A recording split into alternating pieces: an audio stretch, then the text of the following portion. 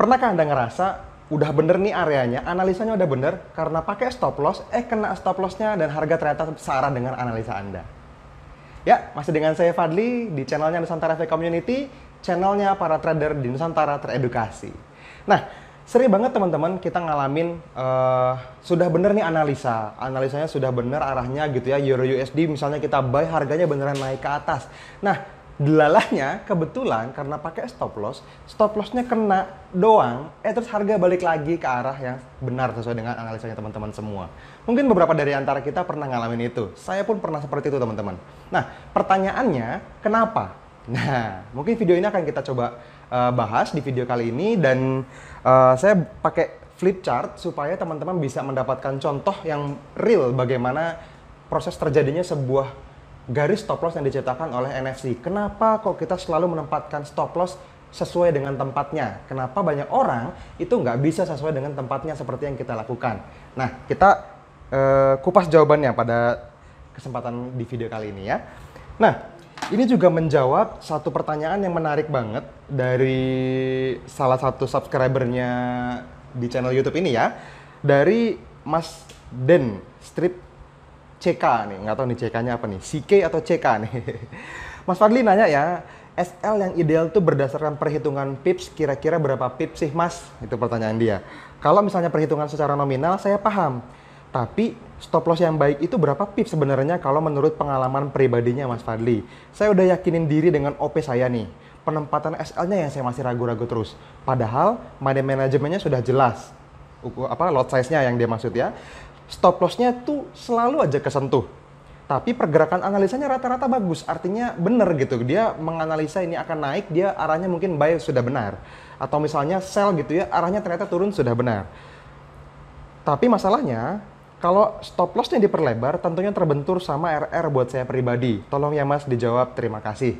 Oke, good question, kita jawab lewat video ini teman-teman ya. Jadi gini,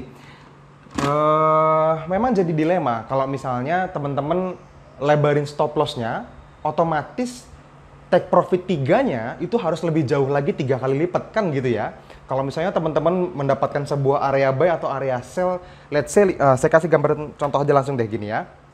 Misalnya kita punya chart yang berjalan seperti ini terus harga masih bolak-balik gitu. Nah, di sini ada area buy yang menarik. Kita sebut ini sebagai buy area misalnya. Buy area. Nah, pertanyaannya adalah stop loss-nya di mana dan seberapa jauh seharusnya stop loss dari buy area tersebut? Apakah di garis yang bawah atau lebih bawahnya lagi? Kalaupun iya, seberapa jauh kan gitu ya. Dilemanya gini teman-teman. Kalau misalnya areanya kita lebarin stop loss-nya, secara otomatis itu jadi nggak gampang kena stop loss-nya. Setuju ya? Jadi kalau misalnya harga balik ke buy area kita, kalau areanya lebar, lebih aman dari stop loss. Nggak gampang kena stop loss-nya. Nah, permasalahannya adalah kalau misalnya teman-teman itu kasih stop loss, anggaplah misalnya saya kasih pakai spidol yang merah nih. SL-nya anggap misalnya di sini, set, ini adalah SL-nya atau harga stop loss-nya. Nah, berarti teman-teman punya area selebar ini nih. Gitu. Jadi dari garis hitam yang atas ke garis merah, bukan garis hitam yang bawah. Dari hitam yang atas ke garis merah, itu adalah lebar areanya. Secara otomatis, maka TP 1, 2, dan 3-nya adalah 3 kali lipatnya area ini. Kan gitu. Nah, dari sini teman-teman, kalau misalnya kita kasih gambaran ya, saya pakai spidol yang biru deh buat TP-nya ya. Jadi kalau misalnya di sini ini buy areanya, TP 1-nya di sini, TP 2-nya di sini, TP 3-nya di sinilah. Kurang lebih seperti itu. TP 3, 2, dan 1. Oke. Nah, sekarang kita masuk ke beberapa contoh kasus ya. Beberapa kemungkinan yang mungkin terjadi sebagai output dari hasil tradingan kita. Yang pertama, bagaimana ternyata jika harga masuk ke dalam buy area, terus sentuh SL dan balik lagi. Nah, pertanyaan pertama, seberapa sering itu terjadi? Teman-teman harus punya data yang akurat, data yang valid, data yang tercatat dulu dari histori yang teman-teman lakukan. Jadi kalau misalnya teman-teman jalanin selama 30 transaksi contohnya, lalu dari 30 itu lebih dari 15 mungkin kena SL terus balik lagi, berarti itu adalah area yang salah penempatan SL-nya. Seharusnya mungkin SL itu adalah garis OP. Oke? Jadi SL-nya harusnya jadi garis OP. Kebanyakan orang salah menempatkan garis OP dan SL. Dia terlalu maju. Oke? Harusnya lebih turun lagi supaya masuk dalam buy area, belum kena SL, harganya balik lagi dan terbang sampai ke TP3. Kan gitu. Itu kemungkinan yang pertama. Kemungkinan yang kedua, harga turun, belum nyentuh ke SL, mungkin sedikit lagi atau hampir SL, tapi terus harga naik banget dan terus nyampe ke TP3. Itu gimana?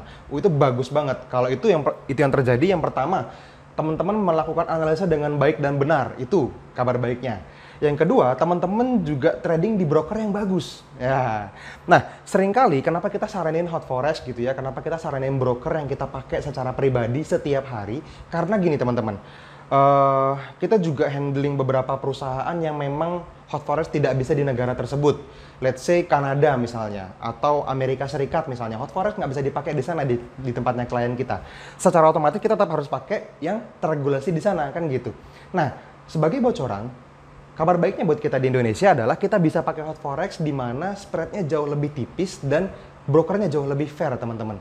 Kalau misalnya kita bikin area, itu cuman kurang 0,3 pips aja, harusnya sudah SL dan harga balik lagi nyampe ke TP, dia nggak SL-in loh. Sementara kita menggunakan analisa yang sama, dengan handling yang sama, di chart, di broker yang berbeda, broker lain itu pada SL, teman-teman. Itu kabar baiknya, kenapa kita pakai Hot Forex. Jadi teman-teman, kalau misalnya teman-teman pilih broker, itu harus dicoba dulu, dibandingin dulu mana yang lebih baik, yang lebih nyaman kita pakai. Nah, yang terakhir, kalau misalnya kita pakai SL-nya nih jaraknya berapa sih sebenarnya? Kalau kita hitung sebagai pips gitu ya. Nah, gini, tadi kan nanyainnya pips ya. Gini loh teman-teman, kalau misalnya teman-teman menggunakan jumlah pips sebagai patokan stop loss, itu nggak fair menurut saya. Yang pertama gini, tidak semua area itu lebarnya selalu sama. Kenapa? Karena akumulasi transaksi dari institusi itu menghasilkan jejak yang berbeda-beda lebarnya. Let's say misalnya ini di sebuah pair, anggaplah misalnya GBP JPY misalnya, atau XAU USD, apapun. Ya. Nah, buy areanya seperti ini. Nah, lebar ini bisa jadi 30 pips kalau misalnya di time frame H1 misalnya. Kalau di time frame-nya H4, ketemu buy area seperti ini teman-teman, mungkin bisa 40, 50, 60 pips mungkin. Terus SL-nya seberapa jauh, kan gitu. Nah, makanya kenapa kita menggunakan area. Karena yang namanya institusi, itu jejaknya tidak jelas terbaca di spot forex. Beda kalau kita trading futures misalnya. Itulah kenapa kita butuh buffer zone. Kita butuh zone yang mengizinkan harga bisa bergerak lebih sedikit. Sedikit dilebihin maksudnya, bukan lebih sedikit ya. Sedikit dilebihin dari area yang kita bikin. Tujuannya apa? Karena forex ini decentralized. Forex ini servernya punya harga masing-masing, punya pedagang masing-masing, punya liquidity provider masing-masing. Jadi kalau misalnya teman-teman trading di Hot Forex, itu beda dengan trading misalnya di Oanda, trading di Pepperstone misalnya, di IC Market misalnya, atau dimanapun. Teman-teman punya broker yang berbeda, harganya beda. Bahkan di Hot Forex sekalipun, kalau teman-teman pakai tipe akun yang berbeda pun, servernya beda, ngelemparnya juga beda. Ke pedagang yang berbeda juga. Dia punya direct price-nya dari sananya, itu data feed-nya juga beda. Bisa beda beberapa pips, beberapa poin gitu. Makanya kenapa kita butuh buffer zone. Nah, tinggal ditambahinnya seberapa banyak tipsnya. Biasanya kita menggunakan tambahan antara 5 sampai 7 pips. Saya sebut ekstra lah gitu ya. Jadi kalau misalnya areanya 30 pips, berarti kita SL-nya 35 sampai 37 pips. Tergantung apa? Tergantung dari pair-nya. Kalau misalnya major pair, semua yang ada USD-nya mau di depan, mau di belakang, biasanya kita ambil 5 pips. Kalau pair yang di luar USD, itu kita bisa pakai 7 pips. Gampangannya kayak gitulah. Tapi ada beberapa pair yang memang bergeraknya sangat volatile, itu juga pakainya 7 pips. Nah, memang gini, ini seni ya sekali lagi teman-teman. Karena apa? Semakin lebar stop loss-nya yang kita gunakan, maka take profit-nya juga jadinya lebih jauh lagi. Kayak tadi pertanyaannya Mas yang tadi ya di YouTube, itu kalau misalnya kita lebarin lagi SL-nya jadi sampai sini aja, maka TP3-nya bisa sampai sini. Itu memang makin jauh. Makanya kenapa kita butuh profit zone. Ya, saya udah bahas tuh di video sebelumnya tentang profit zone. Kalau misalnya TP-nya jauh, nggak apa-apa. Kalau misalnya ternyata memang masih mampu harganya untuk nyampe ke sana.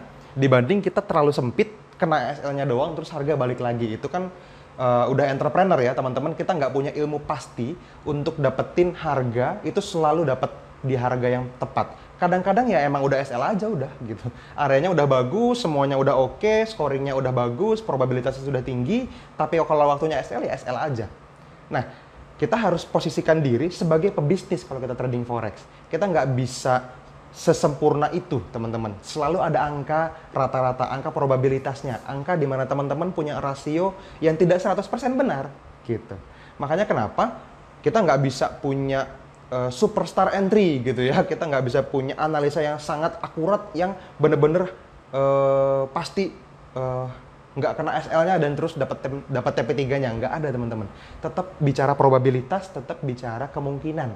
Makanya kita ambil yang kemungkinannya besar, udah. As simple as that. Setelah teman-teman lakukan analisa, sisanya ya udah biarin aja. Chartnya yang bekerja, teman-teman nikmatin waktu luang, gitu. Nah, kalau misalnya teman-teman masih ngerasa kurang sering transaksi, artinya teman-teman keseringan ngelihat chartnya. Kenapa? Karena kita pakai pending order. Pending order ini tugasnya nunggu. Kalau teman-teman rajin untuk menunggu, teman-teman dibayar lebih. Itu aja kuncinya. Banyak banget mentor-mentor saya bilang, kalau dia punya kesempatan untuk melihat chart lebih sedikit aja di sepanjang karir dia trading, dia bisa ngasihin lebih banyak. Itu sebuah kepastian. Mereka selalu bilang seperti itu. Apalagi kita yang misalnya masih terus belajar, masih terus bertumbuh, kan? Ya kan? Kalau misalnya kita makin sering lihat chart, itu hasilnya makin sedikit. Gampangannya gitu deh. Makanya teman-teman kita selalu pakai pending order. Setelah dianalisa, kita lihat semuanya sudah oke, lupain aja. Nanti ketika ternyata sudah berbalik arah dan ternyata counter trendnya tinggal cancel. Kalau ternyata tidak counter trend dan tetap akan bekerja dengan baik, ketika sedang jalan transaksinya jangan coba-coba di-cut. Kenapa? Karena teman-teman nggak akan punya data yang benar nanti untuk di-review. Oke? Ya, mungkin itu aja teman-teman. Kalau misalnya teman-teman ada pertanyaan lagi, boleh komen di bawah video ini. Terus kalau misalnya juga ada tanggapan tentang apa yang sudah saya sampaikan tadi, juga boleh komen di bawah video ini. Kalau misalnya teman-teman mau dapetin ini dalam bentuk yang sudah mateng, teman-teman bisa diskusi di dalam grup channelnya, grup telegramnya NSC ya. Ada cara gabungnya di bawah, di description box di bawah video ini. Udah dijelasin tuh, bagaimana dapetin signal gratisnya, bagaimana cara gabungnya, teman-teman harus ngapain, itu ada penjelasannya di bawah video ini, jangan nanya di komen ya.